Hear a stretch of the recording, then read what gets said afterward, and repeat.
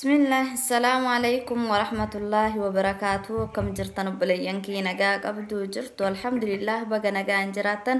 كن ورا اللي كم سنرجتن دبات فولا منكي يكيسات كوبي فدي سني كودو في إن شاء الله كم بريدا دا فولا هنقول كل لسه كان كوبي سودا فونت نفيدو كم سنة سترجتن كان كوني بنا را كوبي سيجودا asittis buna kana mana keessaa qaba kana fayyadama kuno asittis loomii qaba kunis sukkaara aannani meeshaa itti qopheessuu fi daa'imallee orgaanika kana fayyadama hundiyyuu mataa orgaanika mana keessaa qaba kuno akkuma isin argitan mankaa xixiqqaa kana buna mankaa lama itti godha tokkollee ni madandama aguma fuula keessaniiti asii ammoo sukkaara mankaa takkaatti godha ano akkuma argitan kana ammoo aannan mankaa lamaatti godha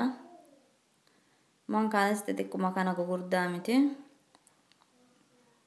bakka aananii kana ammoo yoogartii illee fayyadamuu hin dandeettanii jijjiiraman fidu yoogartiin illee bareedaadha loomis xiqqaa takka guddaa miti mara keessaatti hin cuunfu xiqqooma takka xapxabitti godha inshaallah ammoo daa'ima mankaa takkaatti godha akka malee bareedaadha fuula hin qulqulleessa wanta gugurraacha fuula keessatti nama babbahullee namarraa hin balleessa san malee wanta ija keessatti ija jalatti hanqina hirriba irraa ta'e wama adda addaatiin ija jala nama gurraacha'u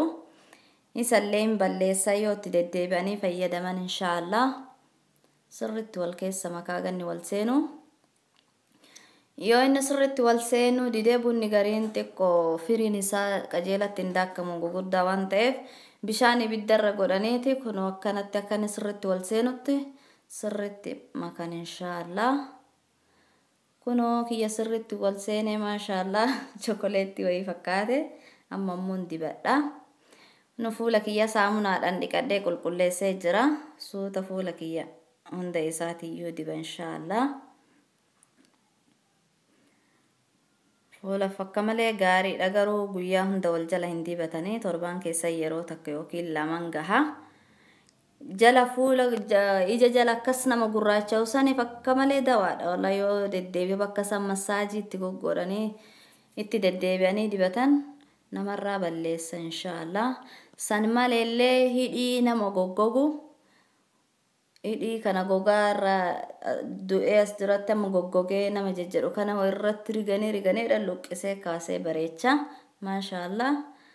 kana fakkaataa hunda isaatiiyyuu dibadhee akka jiru deebi'ame kuno bineensa fakkaadhe kana fakkaataa hunda isaatiiyyuu dibadhee yoo inni goge immoo walitti deebina kuno kana fakkaataa gogee jira bineensa fakkaadhee deebi'e ammoo tiishii fuudhee akkanatti ofirraa waa carqii wahiitiin illee taa'ee ofirraa duguuga yoon akkasiin amma ka'ee dhiqadhi dafee fuularraa nan bahu nama dhiba kanaaf akkanatti tiishiidhaan ofirraa duguugee ka'ee fuula kiyya eegasee dhiqadha inshaallah anoo kana fakkaataa fuulli ammayyuu qulqullaahee qulqulluu ta'ee jira kun akkuma isin argitan osoo hin dhiqatin iyyuu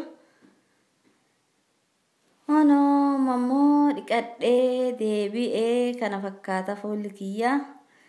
meekaappii iyyuu nan barbaachisu durumayyuu guddaa nama meekaappii fayyadamuu miti meekaappiin kiyya kanuma maashaallah kunoo fuulli kiyya bareedee qulqullaahee jira isinillee akkatti fayyadamtan abdii qaba inshaallah assalaamu alaykum warahmatullaahi wabarakaatuh